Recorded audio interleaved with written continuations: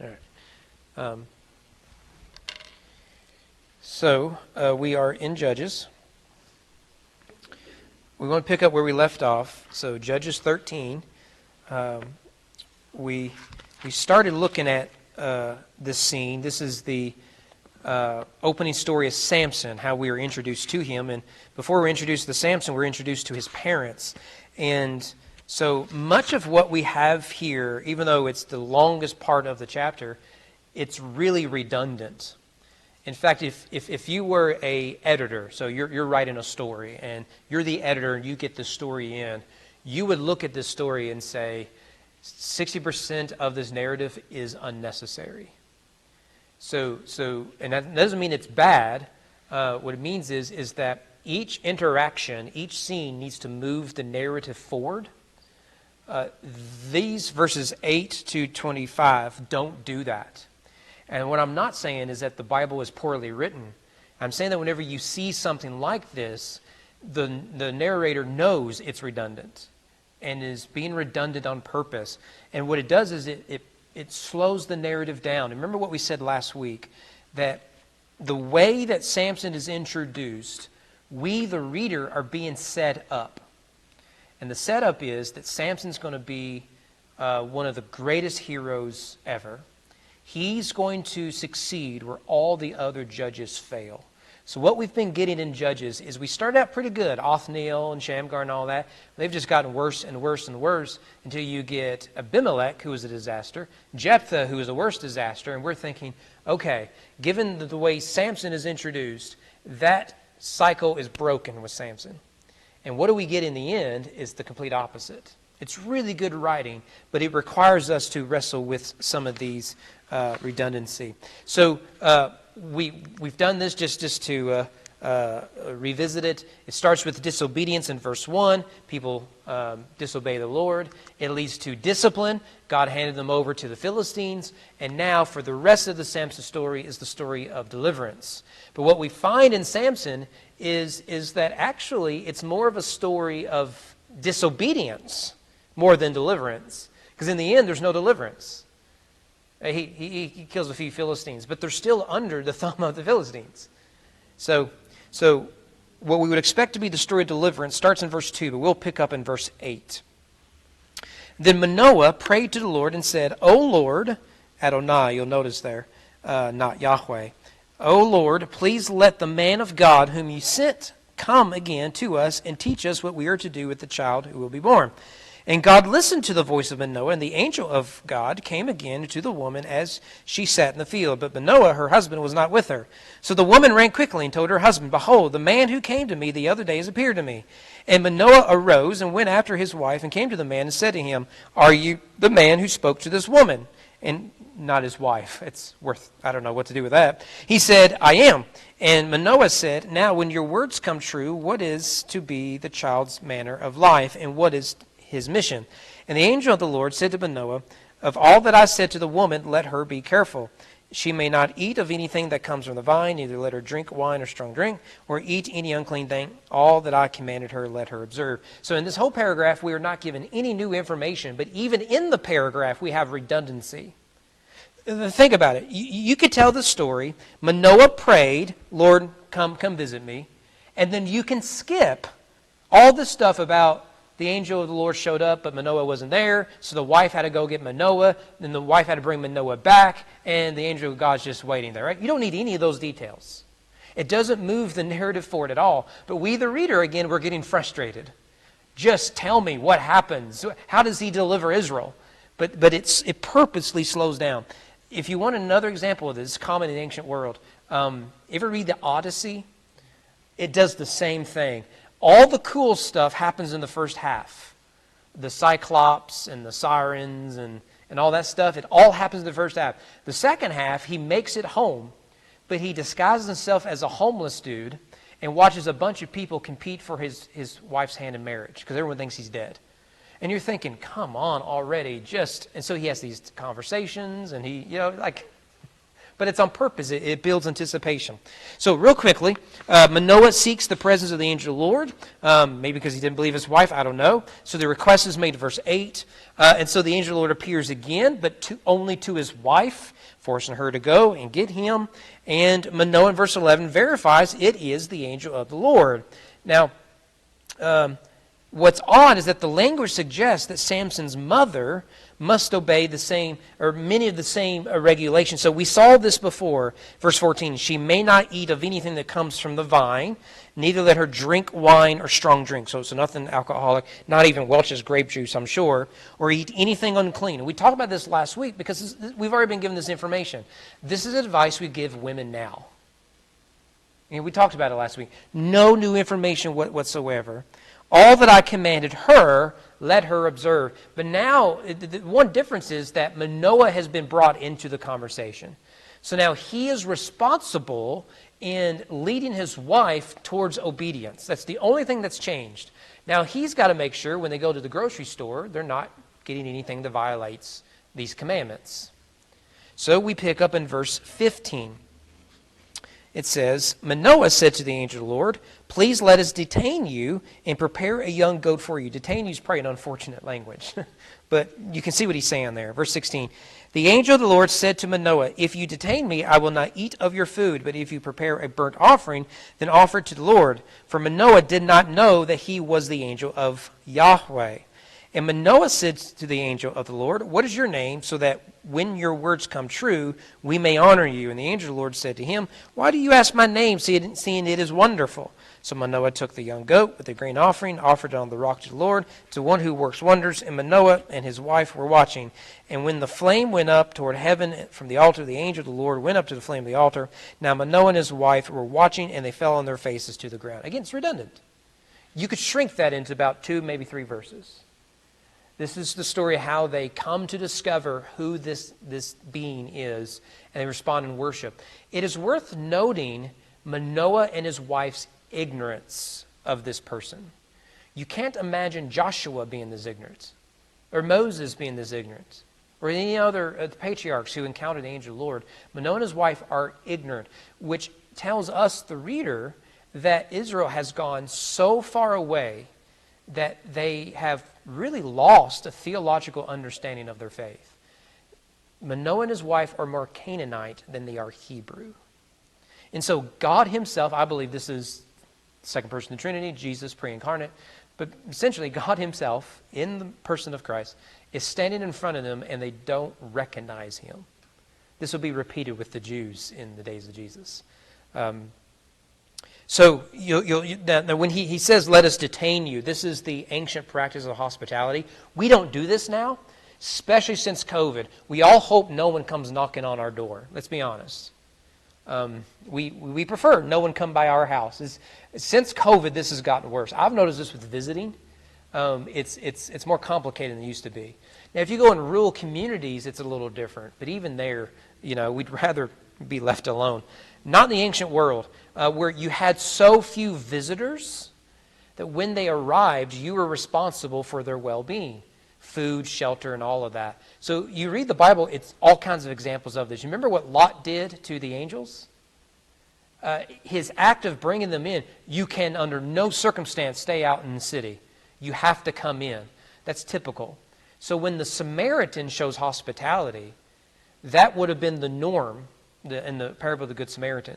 What the religious elites do in the story is quite shocking. Anyways, so the angel of the Lord rejects the offer of food, but he does ask for a burnt offering, which is interesting.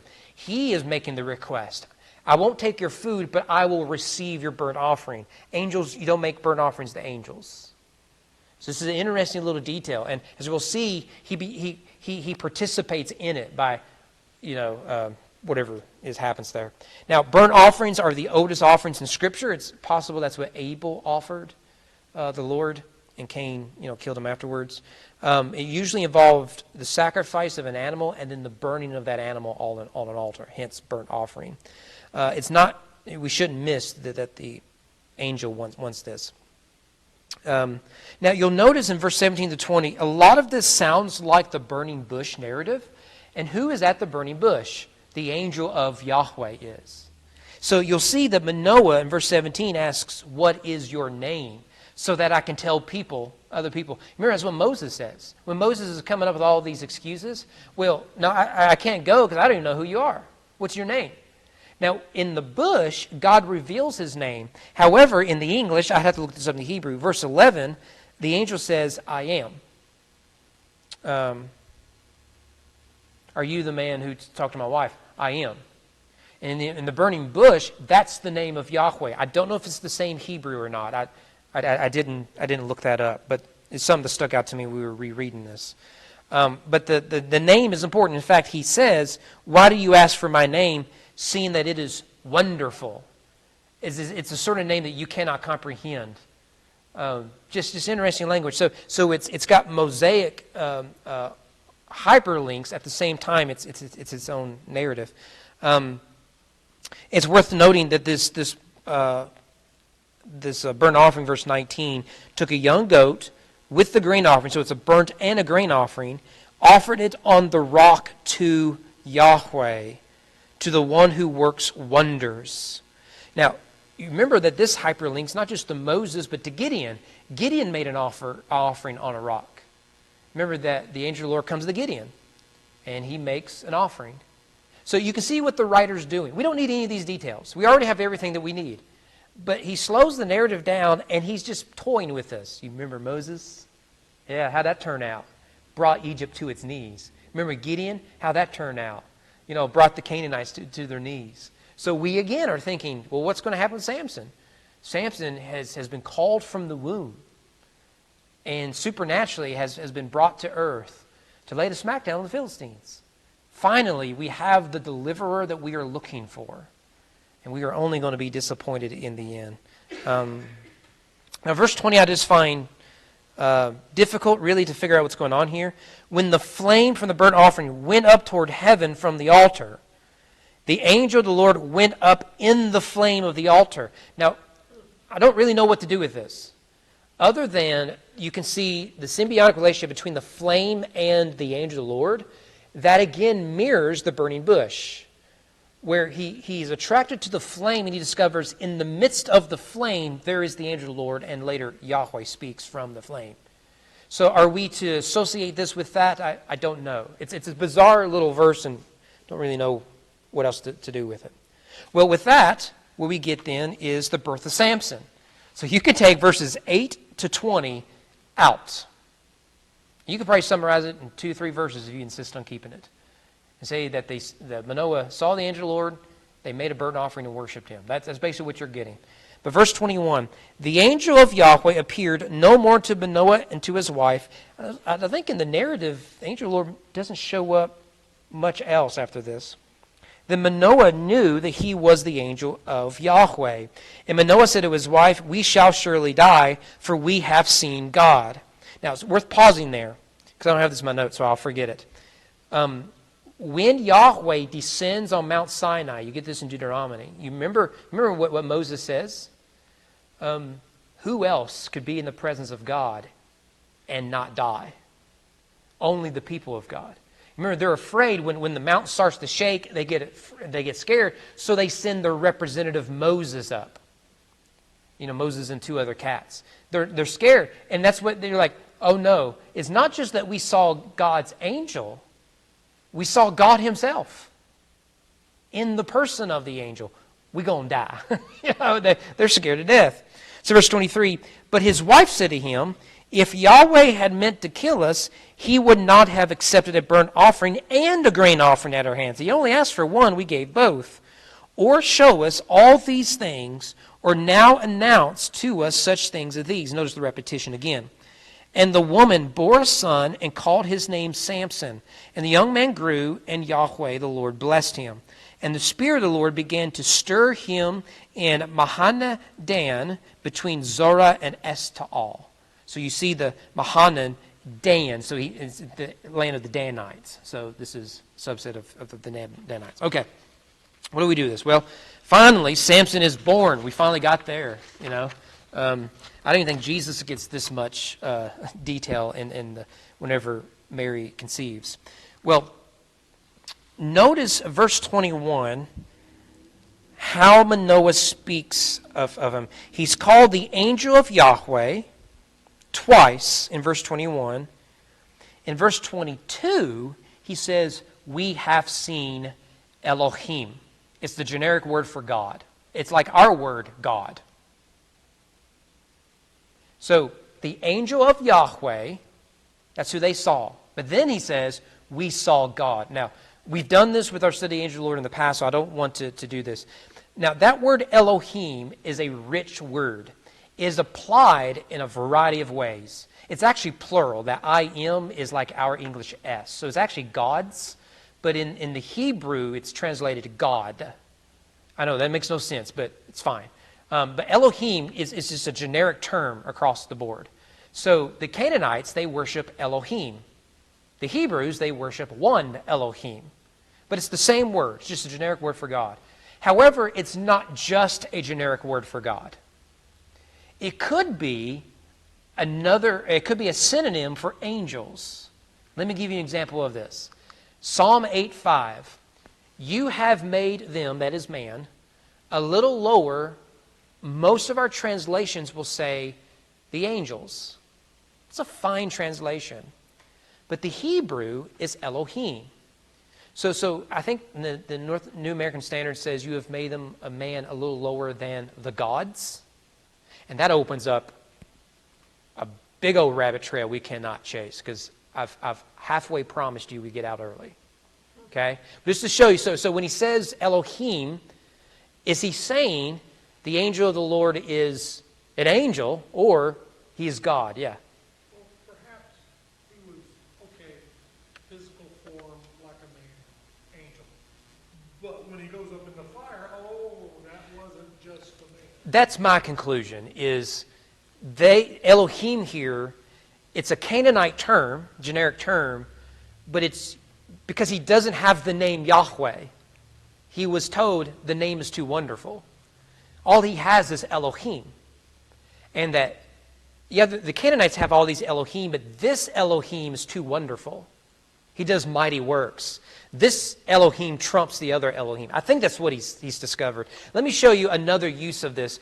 Elohim can be used to describe ghosts. Is that the word that we want to use? You know the story of when the witch of Endor brings up Samuel? There's another rabbit trail we can chase. And the last year I've been trying to really figure this passage out. So remember, the king said to her, don't be afraid, just conjure up Samuel. And the woman said, this is the NIV, I see a ghostly figure. The word is Elohim. I see an Elohim. And we know it's Samuel. Now, is it a demon? Is it Samuel? That's where yet another rabbit we can chase. It's just interesting. So those who like to explore who the angel of the Lord is, Manoah is the one that you will often find. It says right there. It's not just that he is the messenger of Yahweh, but that he is Yahweh himself. Because Manoah realizes, not I have seen a God, but I've seen the God above the gods. I've seen the Elohim of Elohim. It's just something worth highlighting there. And it's worth noting, they worship him. Right? They say, okay, now the angels aren't going to kill you. You don't have to worry about the angels killing you. You have to worry about God killing you if you're in his presence. Right? They probably know enough that you don't go in the tabernacle just all willy-nilly. God's in there. You just don't do that. He'll kill you. You don't have access. So that's why gods are up on the mountain and we're down here. You can't go with this guy came down. Let's go kill us. And then they, of course, worship. So you have the sacrifice associated with worship. So all of that is worth mentioning. Okay, so he is born, verse 24, the woman bore a son, called his name Samson. Young man grew, the Lord blessed him. There's a lot of Luke where Jesus is born and the young man grew, and he grew in wisdom and stature and all that. It's just fascinating.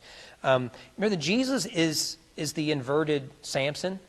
Everything that Samson gets wrong, Jesus gets right. I mean, it's the parallels are on purpose. Now, what does Samson mean? Now, remember, so far we've been set up. Okay, God himself has come down in the form of the angel of the Lord and said, look, a deliverer's coming. And this guy is going to be supernaturally empowered. He's going to be set apart from all of his peers. Everyone's going to know I've called him by his long hair and his dietary restrictions. You know, he's not going to go to any funeral. Because he's all about rescuing people, not burying people. This guy's different. And then Manoah and his wife, they realize God has come down. God has spoken to them. This is from God. And what do they name him? They name him Samson. You want to know what Samson means? Well, it means like the sun, S-U-N, or little son, S-U-N. Immediately, we readers are thinking, oh no. One of the things you'll find, a lot of commentators who they want to flower up the story, is they'll say, well, here's the deeper meaning here. The days are dark in Israel, and Samson comes like the sun, and he brings light. Let me tell you, now, I don't think that's what's going on here. I think what's going on here is they don't know any better. Because we know of the Canaanite worship of the sun god. I think he's named after that. So this is like the first hint we get. Maybe this isn't going to go the way that we've been set up for it to go. It's the first hint, I think, that is the case. Okay, so what's the point? And this is where we'll end. So what do we do with chapter 13? It's the birth narrative of the last judge in the book of Judges. Here's the first thing we need to note here. God's grace knows no bounds. The running theme of Judges is the radical grace of God. While Israel are content in their godlessness, and they are suffering under the Philistines. And what's interesting is I don't think they always associate their suffering with their godlessness. By the way, we're doing that as Americans, but you can't say that. So they think, okay, we don't like that we're suffering, and we cry out to this deity that we have forgotten. But here, you don't have any real repentance here. There's no reference to repentance. Despite that, God is going to deliver his people. And the hyperlinks to the other stories, Moses and Gideon and Abraham, Isaac, and Jacob and all that, they remind us that God is always delivering his people from both external oppression, like the Philistines, and the eternal oppression of their sin. So much like the miracles of Jesus tell us something about the nature of sin. We are blind, deaf, dumb, demonized, and all that. The oppression of the Israelites tell us something about sin. We are oppressed, we are suffering due to that oppression, and we must cry out for deliverance. In both instances, God faithfully and radically shows his grace, even when there is no evidence Israel deserves any of it. That's the beauty of grace. Secondly, redemption is creation. If I ever wrote a dissertation back when I cared about that, I think it would be on this theological theme. Because I've not seen a lot of theological development of this theme. I think this is the key to understanding salvation. You can't understand redemption apart from creation. So when Paul says, in Christ you are new creatures, the language of being born again, the valley of the dry bones, God creates living beings. It's the theme of creation showing up in redemption. And you get that here. God doesn't just deliver, he delivers through his creative power. You remember that both the stories of the plagues of Egypt and the flood are anti-creation stories. So the plagues are the sun goes dark, right? The water turns to blood. It's a decreation story. The flood is a retelling of the creation. We did this last week. So when the waters fill the earth, it's Genesis 1:2. The Spirit hovered over the earth. It was full of water. And then what happens is the sun comes out, day 1. The waters part. So you have the air, the sky, and the waters, day 2. Right? As the waters recede, the mountains come up. It's as if they come out of the waters. That's day 3. You know, he sends the birds out. That's you know. So you can just keep going through there. Because the story of redemption is a retelling of the creation story. So when we want people to come to Jesus, we're not asking them to choose a different team or to wear a different hat. It is actually say that you need to die and experience resurrection. This is the doctrine of regeneration. So when Jesus says you must pick up your cross and follow me, he is begging you to come and die. But in dying, we're raised. That's salvation. It's not, I need a second chance. No, you need a second life. And this is a life lived to Christ because he's your creator. And we get that here. And we get that here in the sense that God takes a dead womb and from it creates life. Right? That's the theme in all those infertility stories. All right, the last thing, and then let's get out early. Character matters. If only I can think of a good application for in an election year. Character matters. What's interesting about Samson is, from the author's perspective, he has more potential than any of the other judges, and more space is dedicated to his birth, life, and exploits than any of them. He gets 3 full chapters. Shamgar got 1 verse. The other minor judges got 3 verses or less. Deborah got 2, and that's because they wrote a song about her. And she ain't the one that, most of the story's not even about her. It's about this strange lady who really nailed it. It was hammer time. I can't do the running. No, what was the MC Hammer dance? You guys are not that old. You know the dance. What was it? Too legit to quit. Yeah, he had those. Yeah, I was going to say helicopter. Yeah, parachute bridges, right? He became a preacher. Yeah. So what were we talking about? Oh, yeah. So that's right. Character matters. But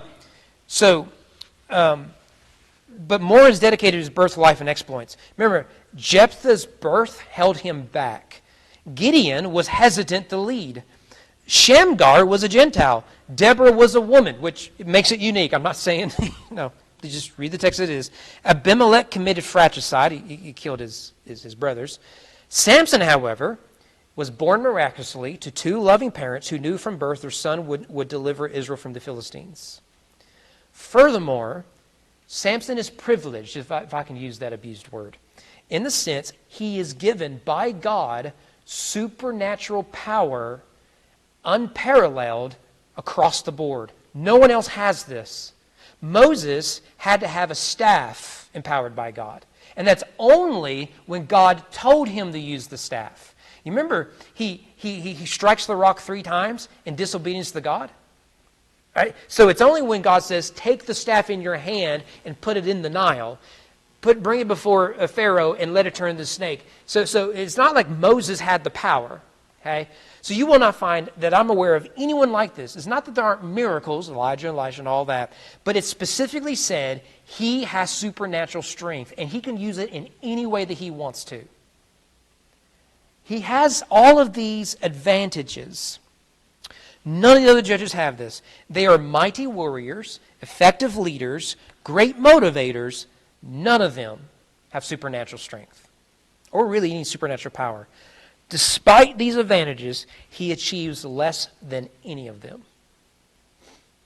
He leads no battles and never pushes the Philistines out of Israel. In fact, the next book is all about the exploits of Saul and David fighting the Philistines. David comes to fame because he fought a Philistine. And he will keep fighting the Philistines. He will fight the giants of the Philistines near the end of his reign. He is fighting them constantly. In fact, one of the chief enemies of Israel are, of course, those Philistines. For all of his strength, Samson is weak in character. That's the beauty of the story. The strongest man in the Bible is the weakest man in the Bible. And that means that talent and ability are always restrained by the character of the one who possesses it. You will only go as far as your character will allow. I'll give you an example. I'll make fun of my favorite team, Louisville Cardinals. They had a coach who had 2 stints, Bobby Petrino. When Bobby 1.0, we call it, he was unstoppable. Remember, they won the Orange Bowl. For you Kentucky fans, that's a really big football game. You have to be good to play in it. Won the Orange Bowl. I remember watching that game. Brian Braun, Mario Urrutia. In fact, their star running back tore his ACL in the first game of the season against the UK, and they still won the Orange Bowl against Wake Forest. This was massive. U of L would never win an Orange Bowl. He left to go into the NFL. And then you remember he left that, went to Arkansas. liked riding his motorcycle too much, particularly with a woman that wasn't his girlfriend. The problem with Bobby Petrino was always his character. No one liked him. But so long as he was winning football games, he could get the staff around him to be successful. When he came back to U of L, it was after all the issues off the field, particularly the motorcycle wreck, the cheating on his wife, the womanizing, all the alcohol, all that sort of stuff. So he went to Western Kentucky University, was there for like 2 years, and then the U of L hired him back after Charlie Strong left. And what happened with Bobby 2.0? Other than with Lamar Jackson, he was a disaster. Actually, he was a disaster with Lamar Jackson because he didn't give him an offensive line, but you don't care. And what happened is his last year, did he win one game, if that? What was the difference? No one wanted to work with him anymore. His character hadn't changed. Your character will only take you, or your character is what will limit how far you can go. If you have godly character, that will take you farther than your abilities and talents. But your abilities and talents will never go beyond your character. That is an issue right now with leadership in the United States of America, in the public and the private square. Because we've become a godless nation, we are being led by godless people. And that will lead to disasters. Character matters more than anything else. And this is why, for believers, sanctification is important. Yes, we come to Christ and we enjoy justification. We're saved. But He makes us into the sort of people He would have us to be. He doesn't give us supernatural strength or any of that. But if we will grow in character, I think we'll grow in these other areas. So character matters, and Samson is going to show us a terrible example of why it matters. All right. Danny, we missed anything? Look at that. We're getting out early on Wednesday night. It can happen, and it is happening. Mark, you got anything? Yeah? Yep. Yeah, and the story of Samson does end with grace. It ends with him saying, look, I know I don't deserve this, but let me, for once in my life, do what it is that you've asked me to do. And he tears it down. We'll get it. That's a fascinating part of the story. All right, how about we close out in prayer, and we'll get out here early.